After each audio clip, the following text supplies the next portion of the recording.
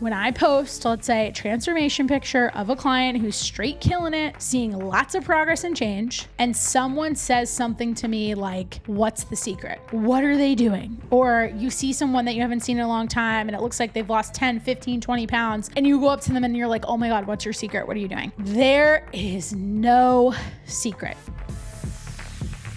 Let's link up with Krista on the FYX. She's a wellness coach with a focus on mental well-being and physical strength.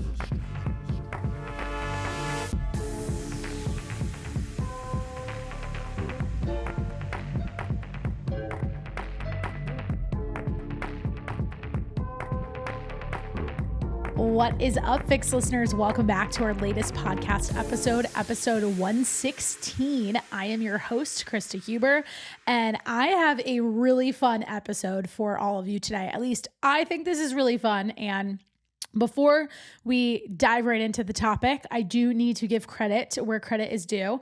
I was listening to a podcast just yesterday. My podcast mentor, my good friend Chase, and his wife May started a podcast not too long ago called Chase and May. And yesterday they aired an episode that was all about just things they're tired of, stuff that they're just totally over.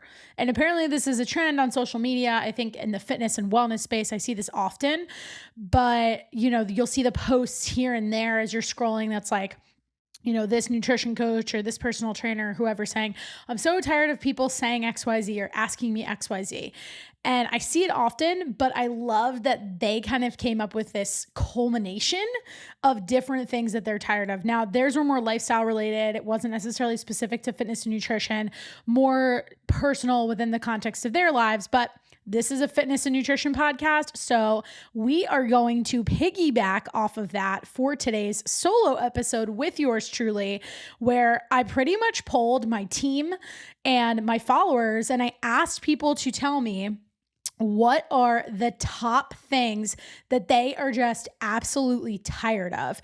Questions that I, as a nutrition and fitness coach, am tired of answering. Questions that, or just comments that people make when it comes to trying to lose weight, trying to lose body fat, trying to gain muscle, trying to get lean, trying to get toned, and on and on and on.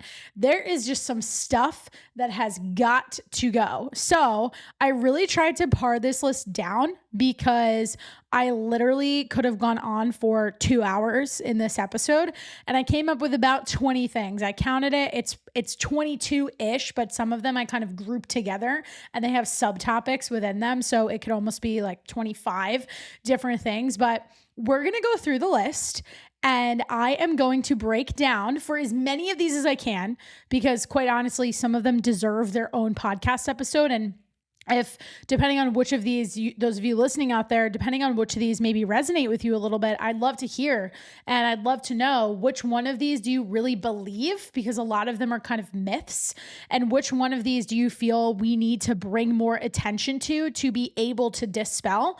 If one of them really resonates, or there's one that I touch on and don't expand on enough, but you really want to learn more about, please shoot me a DM over at the Krista Huber or at the FYX.officialpod, because we'll go ahead and create an entire episode around it. A lot of these things deserve their own pieces of content, but I just thought this was kind of a nice way to put everything together in a bit of a list of sorts and have some fun with it, because we really picked the things that are gonna make you roll your eyes throughout this entire episode. Or if you believe them, maybe they're going to call you out a little bit, because maybe there are things in here that you have caught yourself saying. I will say that before I was in the world professionally, these were definitely things that I would say.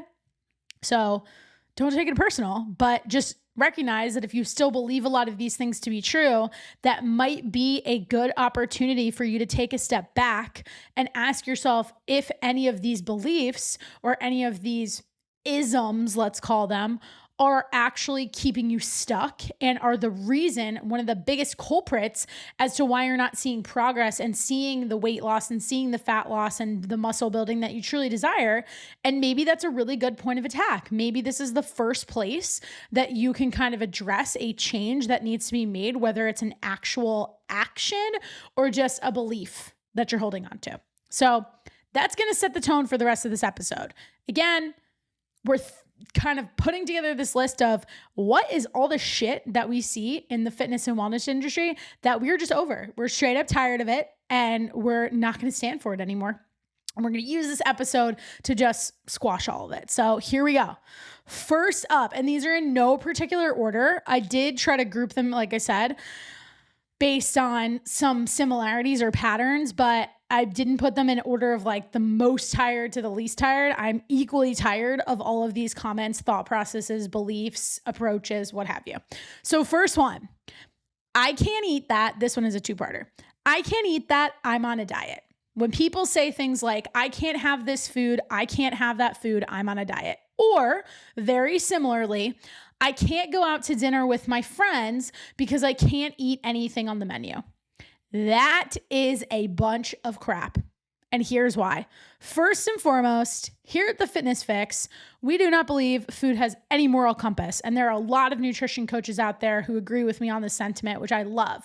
We as a society have labeled foods as inherently good and inherently bad. Food doesn't equal good versus bad. Are there foods that are more nutritious than others? 100%. The example I usually give for this is, say, if we're going to compare a cupcake to broccoli, is the broccoli more nutritious? Yes, it has more micronutrients and is a carbohydrate that is a better quality carbohydrate than some of those ingredients that are in that cupcake. However, let's change the scenario, change the environment, change the circumstances. If it's your birthday, you're going to go ahead and have the damn cupcake. So that's why we don't want to put that label on it. But when people say things like, I can't eat that, I'm on a diet, that is the quintessential I'm wrapped up in this restrictive mindset, and the restrictive mindset is preventing you from getting the results that you want to achieve because it never lasts. There's going to become a point where you keep saying, I can't eat that, I can't eat that. How strong is your willpower? I mean, I can speak for myself. I can speak for a lot of our clients, and I can promise you that I don't have the willpower to completely cut out certain foods, especially when I find that people say this when they're in like party situations or traveling or something like that, where it is typically that much harder to say no. Usually, if you can't eat that thing and you're convinced it's because you're on a diet, you just don't bring it into your house. But what do you do in those social settings? That is not a solution. So that's why we are just way over people saying that. The second piece of it, the whole I can't go out to dinner with my friends because I can't eat anything on the menu. This, as a coach, tells me two things. One, it tells me that you are afraid to customize items on the menu and also just ask for something different. These days, when you look at the overwhelming amounts of people who do have specific food protocols that they're following, maybe even because they have an allergy, most restaurants are very accommodating. You have just never asked. So that's the first. That's if you really do want to go that extra mile, really execute on that discipline and say, hey, you know what? Of the items I'm seeing on this menu here, there isn't a whole lot that really fits into my goals right now. You need to take that step and that ownership to ask the server if there's something else that can be made for you, because 9 times out of 10 there is. More importantly though, you gotta put yourself in those situations where you go out to dinner with your friends, because there's that restriction talking. Unless you plan to not go out to dinner with your friends for the rest of your life, I don't see how this is going to be a long-term solution for you. If you want to go be a hermit, fine, but that is not 99% of people. And that restriction is making you basically say that you have to completely alter your life or get rid of things you enjoy that you want to do, get rid of social aspects, which socializing is a part of your health, by the way, just because you think there's nothing on that menu that you can eat. As kind of an expansion on that as well, it also tells me as a coach that you haven't really learned to understand how foods fit together. So if you think that there's something on a menu you can't eat, you don't really understand how to classify foods based on protein sources, carbohydrate sources, and fat sources, and use that as a way to figure out how all of your meals, one meal impacts the next one.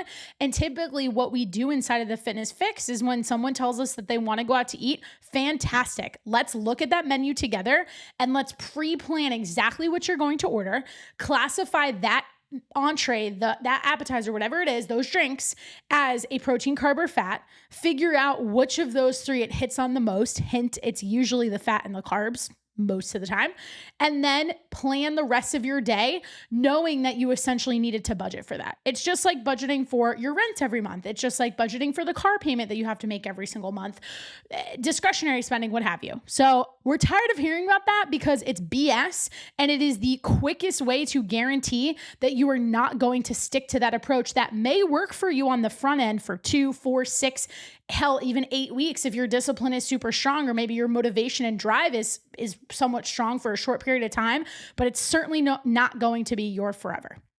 So that's our first one. Next up, lower calories automatically equals you being a lower weight or you losing body fat faster. That is simply not true. Just about any transformation we've ever shared on the Fitness Fix, that client went through a period where they were intentionally eating more calories for some period of time. This in and of itself should 100% be an entirely separate podcast episode, which we've probably done flavors of before. If you go back to our 4 episodes between, I want to say episodes 92 to 96, where we talk about the different phases of the Fitness Fix program, which I can link down in the show notes, we talk about this concept of reverse dieting. And the key word of what I just said there is intentionally eating more food. To lose body fat, there is no argument that yes, you have to be in a calorie deficit and you have to consume fewer calories than you are burning. But that also means that you could do that while eating more food and changing your activity level. Like maybe you're somebody who's pretty sedentary with their desk job, and therefore we can pull the lever of creating the deficit by setting up a goal for you to hit X amount of steps per day, adding in an additional 20 to 30 minute walk in the morning or at night. There's other ways to manipulate that. That doesn't always mean immediately going for lower calories. And more importantly, this was contributed by someone on my team. I think what she was really getting at here is this idea that if you just continue to lower your calories further and further, you are going to lose weight faster. And that is very likely not the case. In my experience from working with clients, I think the reason why that's not the case is just because we're human beings. And the more you continue to lower those calories, you don't realize, but there's a lot of extra BLTs, the bites, the licks, the tastes, the estimations, the things that you're not really accounting for, maybe a lack of tracking accuracy, that you're not really being that honest about the number of calories you're consuming, or you're consuming that few of calories 6 days out of the week, 5 days out of the week, and then the other 1 or 2 days you completely blow it out of the water by adding an extra 600, 700, 800 calories. And then all of a sudden your average calories for the week are taking you out of that deficit. So it's more about chasing compliance. And that doesn't, just by nature of our food environment, the fact that food is so readily available, the fact that food is such a part of our culture, the fact that like, it's just something that you should want to enjoy. You're not setting yourself up for success by having this idea in your head, well, the lower I go with these calories, the more weight I'll lose, the faster I'll lose that weight, because we need you to be consistent and we need you to be able to do it for an extended period of time. So simply put, don't make it any harder than it is by trying to go lower and lower. On the other side of that, on more of the science, we need to go through periods where we intentionally eat more, not for the pursuit of fat loss, for the pursuit of building muscle. If you are not consuming more calories, you are literally not giving your body the energy to then go into the gym, manipulate that tissue with resistance training, and create that muscle. And you need more of that muscle to achieve the lean and toned look that people are always exclaiming that they really want. So it's this cyclical process that we have to go through, which is exactly what we address inside of the Fitness Fix program. It's the reason why so many of our clients work with us for over a year, because we need to recognize that it's not going to take one deficit, one reverse diet, and then a maintenance phase, just going through each of those things one time and immediately jumping to that maintenance phase for you to achieve the physique that you have in your head. Now, to the next one. This is a big one that I hear a lot, especially with clients as they're first getting started with us. And one where I feel like I need to talk people off the ledge often is, I'm not making progress because the scale isn't moving or the scale is going up slightly. Whew, this is a big one. This one has a ton of contributing factors. However, the most important to address is this is exactly why we take progress pictures. You could take somebody who is 165 pounds and they go through a program like ours, the biggest change they make is consistently eating more protein. And you then have them take pictures every 3 weeks, at least once a month. You could do it every week if you want to. And all of a sudden, they are the same exact weight in 2 photos side by side. And guess what? They look a lot better. They look more tightened up and more toned in the picture, the transformation picture that's 6 weeks into the program versus when they got started, even though the scale didn't move. Now, what are some other factors that keep the scale stuck? That could be, again, things we track inside of the FYX program. The time you ate dinner the night before versus when you're waking up to weigh yourself, what that dinner consisted of, what some of your food choices were the day before. Did you go out to eat? Did you have any drinks? Did you get a good night's sleep? Did you get a poor night's sleep? Are you holding on to water? If you're a female, where are you in your cycle? There are a lot of factors that move the scale. I've been on other podcasts before, and I was recording a podcast maybe almost 2 years ago, if not at least a year and a half, with a friend. And I said, the scale is so fickle. It really is. That's why it's not the only determining factor for progress. So I am so over people telling me I'm not making progress just because of the scale. There's more to you than that number. There's also more to your health than that number. But more importantly, it's just not the only indicator of progress. That's our third one. Okay, this one. I maybe should have saved this one for last or put it first because this one I could totally go off on. And that is the question. When I post, let's say, a transformation picture of a client who's straight killing it, seeing lots of progress and change, and someone says something to me like, what's the secret? What are they doing? Or you see someone that you haven't seen in a long time and it looks like they've lost 10, 15, 20 pounds, and you go up to them and you're like, oh my God, what's your secret? What are you doing? There is no secret.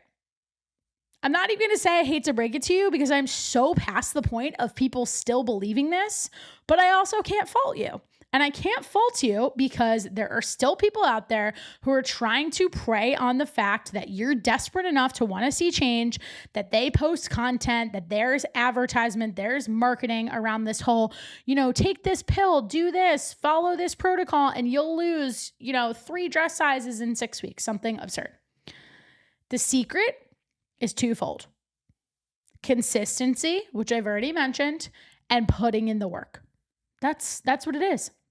And in order to create the consistency, you have to go through periods where maybe you're going to put your head down and do a little more work and be a little bit more disciplined, but also go through periods where you learn how to live in the gray area. If you're a food tracker, where you go through periods of accepting the fact that if you're traveling or you really want to go out to eat more than once, twice a week with a partner or friends to socialize, you'll do your best to track your food, but it's not the nth degree of accuracy as it would have been if you prepared that exact meal at home. But learning how to get good at those behaviors and also literally giving yourself the evidence that when you get to, 2 days after having those meals out, that you don't see the scale jump like crazy, that you don't all of a sudden think your pants aren't fitting you, to give you the confidence that that's not going to derail your progress either. So the secret is there is no secret. That's it. Okay. Next one. Greens powders. Oh, such a fad. This idea that greens powders are the hack to getting you to poop regularly. If you are relying on a greens powder to get you to go to the bathroom, you are, first of all, wasting your damn money. And second of all, you have bigger fish to fry. You need to look at something else that's in your diet or usually lack thereof. What does your fiber intake look like? Are you having enough fiber? Are you potentially having too much fiber? Are you eating really fast? Are you constantly eating on the go? Are you not sitting down to take a beat to eat your meal? Are you eating distracted? There are a lot of different variables that play into our digestion, but unfortunately, with social media and with certain influencers, making their living, and look, there's nothing wrong with making your living in this industry, but people wanting to have product attached to their brand, it's turned into all of these supplements that are, quite frankly, a waste of money. And maybe I would even go so far as to say I'm really over supplements. But I'm going to caveat that because there are certain supplements I think are 1,000,000% necessary for everyone out there. Short list: vitamin D, magnesium, omegas, or fish oil. Those would be my top 3. I also personally take a cortisol reducer and I take some supplements to help with sleep. But where I would say I'm kind of over this topic in general is people thinking that all they're missing is some sort of magic powder or a pill or whatever it is, instead of addressing the fact that they sleep like crap, their food quality needs a ton of work, they're not consuming enough vegetables, they're, on average having 6 to 8 drinks over the course of the week, if not at least one night out of the weekend. Those are much lower hanging fruit and lifestyle variables that you need to address before you convince yourself that your missing ingredient to this whole fat loss recipe is some sort of powder or some sort of supplement in general. And while we're on that note, I'm actually going to jump ahead on my list and go slightly out of order, but this, again, kind of related and trying to group them together that way. And this idea of a magic pill, got to bring it up because it is a super hot topic right now, and that is Ozempic. Our friends in that category, Ozempic is one of the main ones, but Wegovy is another one. There's a few different semaglutides out there. People saying things like, I'd rather just take Ozempic than do all of that work. It's not a supplement. I want to be clear on that, but I'm going to put it in the magic pill category, that kind of mindset. You can try that route, but the research is there that people who are losing weight on that drug are losing muscle. If you would like to lose muscle, that is on you. But here's the problem. You're going to lose your appetite. A lot of people are reporting nausea from it. And again, you are not addressing the lifestyle behaviors that are required for you to maintain that weight loss. So basically what you're saying is you're cool with spending the money on that, or if let's say your insurance covers it, fine, but you are going to be chained to taking that for the rest of your life unless you come up with some kind of exit strategy to be able to get off of it. Now, I'm going to kind of roll through a lot of these because we do have a bunch. So I'm going to keep going to the next one. Okay. This one I'm a big fan of because I'm really passionate about food tracking and I think it is a very successful way to lose body fat. But I am super tired of hearing people say things like, tracking food takes way too much time. I can never do that. And we're going to lump a few more things into this category. The whole, I don't have time, fill in the blank with XYZ. I don't have time to track my food. I don't have time to go to the gym at least 4 days a week. I'm going to get into that one in a second. I don't have time to meal prep. I promise you have time to do all of these things. Now, to my parents out there, I know how busy it is to have your children, to run them around to different things and to take care of them. I know because I have clients who have children and we talk about this on a weekly basis. But here's my problem. While I don't agree that everyone has the same 24 hours in a day, I think that is a bullshit statement. I think that when you are a parent, a partner, you're a working professional, you're taking care of your children, you're trying to perform at your job, you are juggling a whole lot, and people's socioeconomic statuses are different. The ways that you can get assistance or support vary. Some people have access to childcare in their gyms. Some people don't have that. So maybe it is a little bit harder for you to get to the gym. However, what I don't like about and why I'm so sick of people saying things like this is because the way you do this one thing, you don't have to do it to the degree that you see someone else who is 25 and a single young professional to be able to get results. You have to care enough that you're not allowing that part of your life and those factors in your life and those people in your life and the responsibilities in your life to not be an excuse for you taking care of yourself. So what I mean in saying you don't have to do it the same way as a 25-year-old is if you can't get to the gym 5 days a week, cool. Let's start with 2. Because half the time the people who say this stuff aren't even getting to the gym once. So if you can get me from 0 to 2 and then consistently hit 2 days a week for the next month, you will make progress because that is a change. That is the delta for you. Is that the delta for the 25-year-old who is already going to the gym 5 days a week? No, but you're not them and they're not you. So it doesn't matter. Just completely stop comparing yourself. Maybe that should be another thing we're tired of. But again, human beings, it's hard to kind of stop that. don't compare yourself to somebody who doesn't have the same lifestyle that you do. They don't have some of the same restrictions and responsibilities that you have in place. It's saying you don't have time for something, but then you go ahead and spend your time doing other things. That's where I'm sick of this. That's where I have a problem. You say you don't have time, but a lot of times the people who say they don't have times are real quick to answer me on Instagram because they're scrolling, they're watching Netflix, or, if they're taking their child to a practice or something like that. Let's use sports as an example. My most successful clients operate under the belief that where there's a will, there's a way. If their kid is going to a practice, it's the summer, it's spring, it's nice outside, they're on that field while their kid is playing baseball or whatever it is, and they're going for a walk because they want to get their steps in. That's taking the same time that you have available and just utilizing it in the best way possible. Because if the alternative is that you're going to sit in your car or that you're going to go home and maybe not cook dinner or do something that is really productive, well, that's your own fault. So I'm not cool with that as a potential reason for somebody not taking care of their health and not prioritizing the activities they need to get to where they want to go. Now, when it comes to meal prep, I am the queen of being efficient AF with meal prep. There are so many gadgets and so many tools out there to be able to help you spend less time in the kitchen. And more importantly, you just don't need to overcomplicate this with a lot of recipes with tons of different ingredients.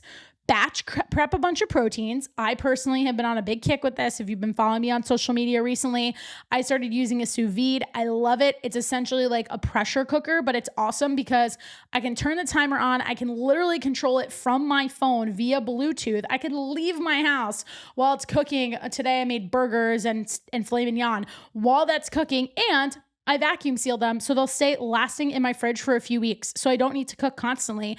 I can batch prep a ton of that protein and have it for a good 2 to 3 weeks and not feel like I'm constantly in and out of the kitchen spending tons of time there. It's getting creative. It's even saying, hey, if you really truly don't have time to cook, instead of, running to some kind of restaurant, grabbing a slice of pizza, why not even go to a place like Chipotle where you have the ability to customize the bowl or the burrito that you're making and really kind of tweak that entree to make it work for you. It's still fast. It didn't require any meal prep on your part. And while that's not something we could rely on every single day, it can get you to where you want to go. It's usually just maybe going to take a little bit longer if that's a route you're typically choosing, and it's just not going to be all the way up at this gold standard. But just because it's not at the gold standard doesn't mean it's not a quality method. And that's kind of what I'm really getting at and just commenting on this idea of like, focus on your delta. If you were on the floor before and your average was getting fast food multiple nights a week, switching from that fast food to that Chipotle is your delta. It might not seem like much, but it is a momentum that you need to move into the right direction, especially when time is your biggest constraint. Now, when it comes to the gym, another thing we can look at too is like if you need to work out at home in some capacity. Okay, maybe you don't have a barbell, but you have a set of dumbbells. There's lots we can do, and we can continue to do that for some period of time until we recognize that that is going to lead to a plateau for you. But the people who are the loudest when it comes to not having the time are the people who are pretty much doing nothing. So if you can go from doing nothing to a little something, I can guarantee you that you are going to make change. You just got to stick it out to the point where you're not getting frustrated because you wanted that change to be faster.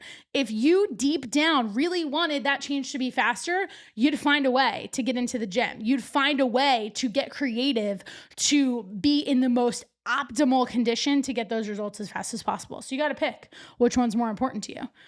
Do it in a way that's going to fit within your lifestyle exactly as it stands today, or make some really big decisions and some really big changes, some massive 180s in your life so that you can get to that end goal a little bit faster. That's on you.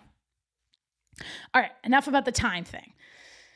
Now, let's move into what the heck you're actually doing in the gym. Things we are tired of hearing. I'm going to cover 3 different ones with this topic.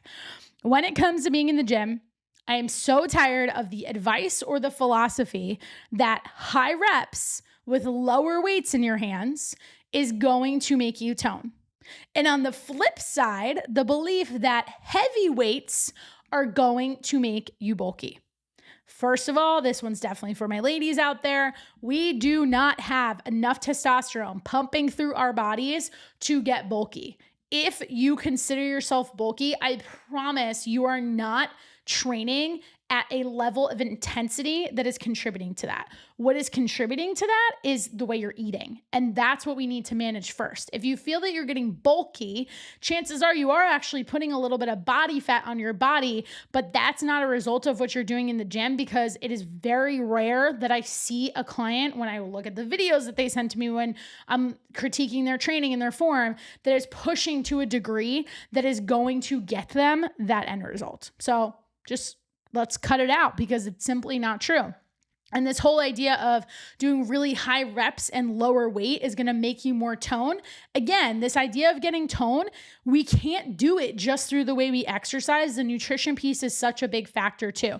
There's no proof to either one of these statements. And this whole idea of like, what is the perfect rep range? What is that perfect weight for us to consider doing is really looking at it from a place of saying to yourself, okay, I need to say to myself, I need to stick to something for X period of time in order to be able to get the most change. How are we going to potentially measure that? You need to do it for some period of time. So if you want to tell me you want to get lean and tone, fine. But like, we have to stick to one approach. And a lot of times people will try something for 6 weeks and be like, oh, it didn't work.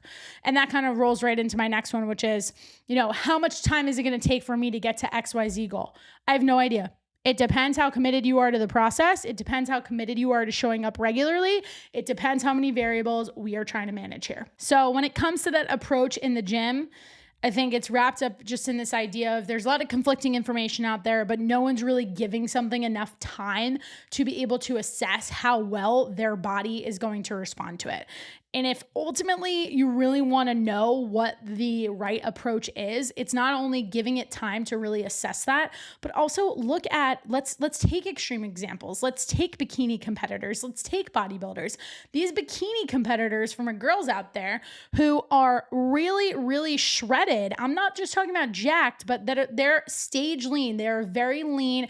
You can see that they have a six pack. I promise they're training heavier than you, but they're going through cycles. To go back to what I said at the top of the episode, they're going through these cycles of increasing calories, decreasing calories, manipulating the way that they're training, pulling cardio out of their routine, putting it back in. So there are a lot of different levers that they're pulling to be able to achieve that end result. Okay, let's head to the next one. Carbohydrates, my favorite. Specifically, I am so freaking tired of people saying things like bread is bad for you. Once again, no food is inherently good or inherently bad, but more importantly, it is all relative. Is bread the best choice if you notice that every single time you eat it, you immediately get bloated? No. That means it's not good for you. If you want to know if there's a list of foods that I will totally stay away from, it's a food that doesn't make me feel good, in that if I eat even a little bit of it, I suddenly feel bloated or I feel like my body is not reacting to it well. If I'm allergic to a food, then of course I'm not going to freaking eat it. But for us to just be like, oh, bread is the reason you're getting fat. No, because again, it doesn't take into account how your food fits together. And that is a really important component to consider with all of this. So I'm just tired of people giving carbs a bad rep, because most of us, with the way we exercise, especially for those of you out there, if you were taking any sort of group fitness class and you are not consuming carbohydrates, I promise you, I guarantee you that you are taking something that is already on fire and pouring more gasoline on top of it, because you are not giving your body the appropriate energy that it needs to be able to get through that workout. And you're then just putting it in this continually stressed state that is not going to allow the body to achieve fat loss, because it's too busy trying to get out of that stress state. To that same end, moving into our next one of things that we're just tired of hearing about, people blaming their hormones for everything. I want to be careful with this, because the scenario that I was just describing can often be one of the reasons why somebody isn't seeing results. They're in this very stressed state. Their cortisol pattern is off. It's high at times when it shouldn't be high. It's low at times when it shouldn't be low, vice versa. And that is a reality. You go through menopause, you go through different periods in your life where, yes, we do need to take a look at your hormones, especially if you're coming at this entire health journey from a place of optimization. I want you to feel your best. I don't want you to just feel good. So there is a time and a place for addressing someone's hormones. However, this is what I am sick of. People who want to blame their hormones when we look at their day-to-day, and again, there is so much low-hanging fruit that they could change. There are so many things that they are not addressing, that their sleep stinks. They're really inconsistent with their training. When they do train, they're not really including any resistance in it. They're barely hitting 100 grams of protein a day. If you are not doing any of those things, I don't really want to hear about your hormones, because you haven't earned the right to show me that you have the behavior and the systems in place to be able to then say, hey, I'm doing all of these things right. And I've been doing all of these things right for at least 5, 6+ months, and I'm still not seeing change. That is when you are allowed to say, hey, I want to potentially explore something else here. But I think there's become this fad, craze, trend, whatever you want to call it, where we just start blaming our hormones almost as an excuse for not actually putting in the work that it truly does take. Remember, we said there's no secret. It takes work to truly change your body. Let's move into the category of protein. Now, if you've been a listener for a while, you know how I feel about protein. If you follow me on social media, you know how I feel about protein. If we did a quick search of all the times I've used the word protein in this podcast episode alone, I've probably said it 10 times already. However, something that I'm really sick of hearing is people saying that when I assign them some sort of protein goal, that there's no way they could possibly hit a protein goal that high without relying on some sort of protein bar or protein shake. It's legit not true. And I know it's not true because I personally consume more protein than a good 85 to 90% of my clients. And for a lot of you who follow us on social, especially if you spent no time tracking your food, I am 1,001% sure that I consume more protein than you, especially intentionally and on a regular basis. To give you that number, I consume 175 grams minimum of protein a day. It's usually between like 165 and 185, let's call it. And I rarely drink protein shakes. I can count on one hand the times I've had protein shakes in the last 6 months. And one of them was in the last week. And then the other one was maybe 3 weeks before that. Like, I know the exact times because I only do it when I'm in a pinch, and it's usually because I didn't prepare accordingly or because something changed with my schedule and I was on the go. So I can literally remember the times that I did it. I'm tired of people saying this because you are missing out on something super obvious.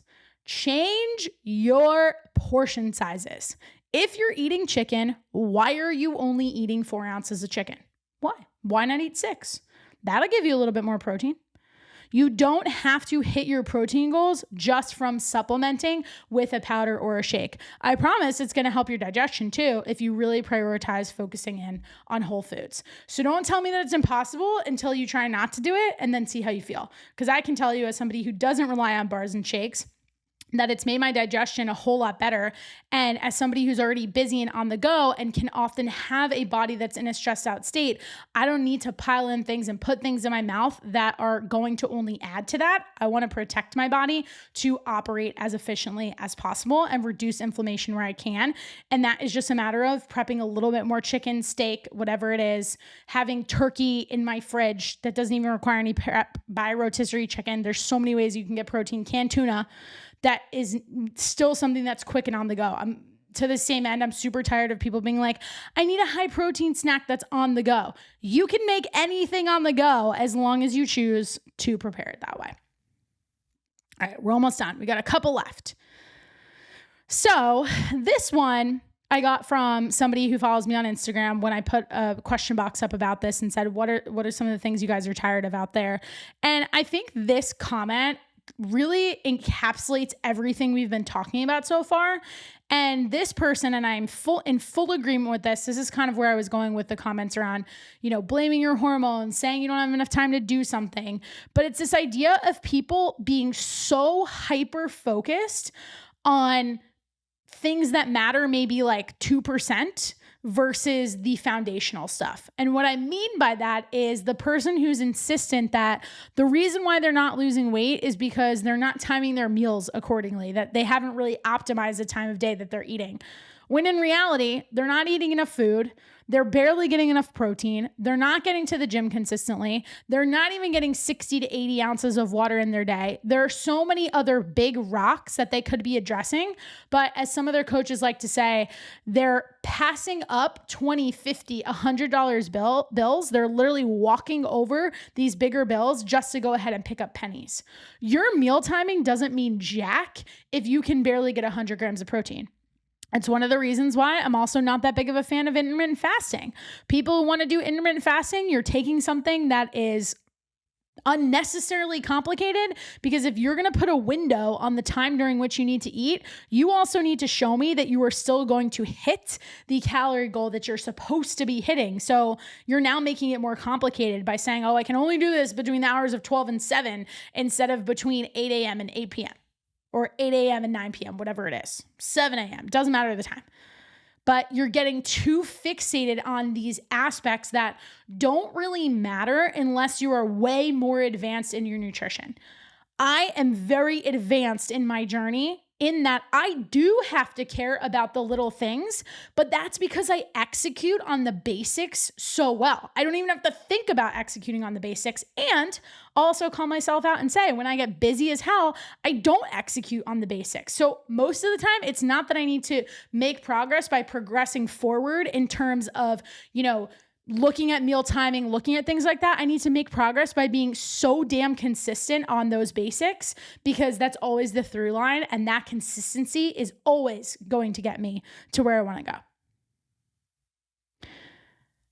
We got 3 more. Next one. More equals better. More time in the gym, more cardio, and more restriction. There isn't a darn thing that more equals better. More isn't better. Better is better. That's it. You don't need to be in the gym for 2 hours every time you go to work out. I get it. I limit my workouts to 1 hour, and I promise you I see progress that way. You don't have to work out 6 days a week. You don't have to do 20 minutes on the Stairmaster at the beginning of your workout and again at the end. You don't have to get 10,000 steps unless, let's go back to it, that is a delta for you. That is enough of a material change. If you're someone who has a desk job and you're only averaging 4,000 steps a day, if you go from 4,000 to 8,000, that's going to be a game changer for you. The 10 is a little bit arbitrary until you show me that you can consistently get 8,000. Then we can talk about that. But doing more of something usually doesn't get us to the result any faster, especially when it's coming from a place of restriction or coming from a place of needing to change your routine so much that you're missing out on the things that you enjoy most. Because if you're missing out on the things that you enjoy most, it's just not going to last. And there's that concept again of consistency. We are right back to it. Last 2. I'll just start again on Monday. How many more times are you going to say this to yourself? I'm going to keep this one really short and just say this. If you keep telling yourself you're going to start again on Monday and you have yet to start on Monday, the fact that it's Monday is perfectly irrelevant. That is a story that you are telling yourself that is going to continue to keep you stuck. And last but not least, I did kind of put this one last because in my position as a business owner and as a nutrition coach, as somebody who's worked with hundreds of people over the years, if not thousands, if I count the people I've trained in group fitness settings, personal trained, and have since gone on to work with in some capacity with nutrition, when people say, I can't afford coaching, or I can't afford training, or I can't afford XYZ investment in my health, yet they are going out to dinner at least 2 to 3 times a week.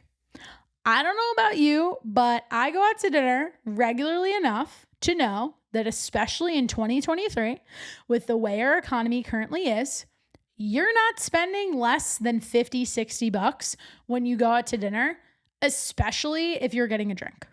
So maybe it's the, quick trips to the Chipotles, the coffees, all that kind of stuff. That seems like less.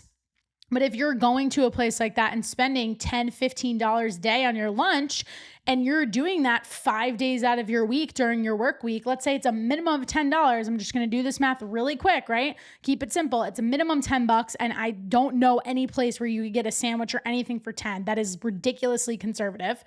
That's $50 a week times 4 weeks out of the month, there is $200 right there that you could instead put towards coaching. Because I don't have a single client who doesn't come into this program and within a month's time, they are actually saving money or at least reallocating their dollars and their spend that is now going towards coaching to them thinking twice about how frequently they go out to eat, because it just makes more sense for them to prep things at home, and buying it at the grocery store and getting multiple meals out of it is a lot cheaper than the alternative of going out to eat all the time. So if you say that you can't afford something, but then you still do other things that are considered luxury, like it's still technically a luxury to go out to eat, and the frequency with which I see so many people do it, or I tell this story a lot. I have people sit in front of me carrying handbags and wearing workout gear that is more expensive than a month, if not a few months worth of the FYX program. Yet they tell me they can't afford it. No, I'm tired of hearing that, because what you're actually saying is that you don't place enough value on it. You place more value on that item, that physical thing that you can hold.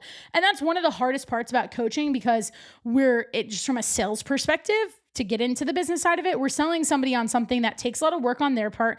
And two, it's not an end result they can physically see or touch yet. It's this idea that they have to then buy into. But where I find that our clients do the best, honestly, is the clients who are like, I know I need this. It might even be a little bit of a stretch for them financially, but they take a hard look at their budget and then they make it work. 9 out of those 10 clients who come into our program, I could literally line them up and their results are usually better than the person who came to me and was like, oh, well, it sounds kind of expensive. And then the person who says it sounds kind of expensive, they half-ass the program. They get to 4 or 5 months into the program. We're getting to that conversation where we're thinking about extending. They're not happy with the results they're seeing. And all of a sudden they're like, well, I don't see the value in this. Usually they didn't see the value because they weren't putting in the work. And a lot of times I have to ask myself, should I have potentially charged this person more? Because the person who did really feel it in their pocket, the person who is actively really feeling it in their pocket, is one of the most active participants inside of this program. And you know what? Good. I'm happy for that person because they take it more seriously. They are therefore getting more results out of it. And they're going to go on to be successful without us, and probably a lot faster too. And half the time, that's what we all want. We want to get there as quickly as possible. So that's my last one. This podcast could probably be a 2-hour episode, but those are the top 20-ish, let's say 20 to 25 things we are just tired of hearing about as coaches, as people trying to lose weight, as people who are out there just trying to share really good information about what it actually takes to get the body you desire and keep the body you desire. And hopefully this helped you in some way. Like I said at the top of the episode, if you feel called out by any of this, if you're like kind of laughing because maybe you've said some of these things before, if you still believe a lot of these things, please reach out to me. This is exactly what we do inside of coaching. We take the time to dispel a lot of these myths and show you there's a different path, to show you there's a better path. It's not one with more restriction. It's not one with more time in the gym. It's one that helps you restructure the way you think about food, come up with a plan, actually be able to stick to that plan, and just change how you see yourself, change those stories that you're telling yourself. Link to apply for coaching is right down in the show notes. It's also in my Instagram bio if you just want to talk more about it. I'm always happy to jump on a quick Zoom, do a quick discovery call, figure out what your goals are, because maybe you're not even sure of what those are. And this time of year, as we head back into the fall, this is the time of year that everyone claims, oh, back in May, around Memorial Day, early June, that I'm just going to push my goals off until fall. Well, fall's here. You have every opportunity to jump on it. Do something about it. And with that, from wherever you're listening from, hope you guys have a wonderful rest of your day. Catch you next week.